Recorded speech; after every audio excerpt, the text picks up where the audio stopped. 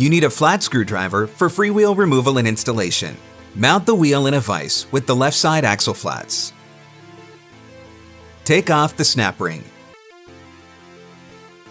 Pull out the freewheel body.